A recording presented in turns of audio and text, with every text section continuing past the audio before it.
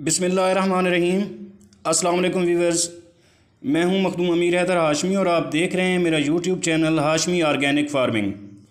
Viewers, इस महंगाई के तूफ़ान और पुरफितन दौर में हम आप दोस्तों के लिए घर पर 100% खालिस पेट्रोल बनाने का तरीका लेकर आए हैं, जिससे आप अपनी मोटरसाइकिल और छोटी गाड़ी का पेट्रोल घर पर तैयार कर सकेंगे। ये तरीका थोड़ा सा मेहनत तलब ज़रूर है, लेकिन ये है बड़े काम का और आजमूदा भी है।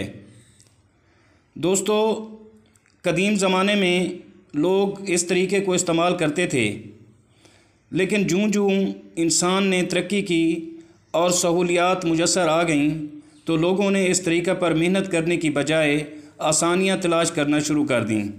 वैसे भी आप इस तरीके से छोटे लेवल पर ही पेट्रोल बना सकते हैं। सहूलियात के पेश नज़र लोगों ने इस तरीके को तर्क कर दिया। इसकी बड़ी वजह ये थी कि शुरू में बाज़ार से मिलने वाला पेट्रोल घर में तैयार करने वाले पेट्रोल से सस्ता मिलता था और आसानी से भी मिल जाता था।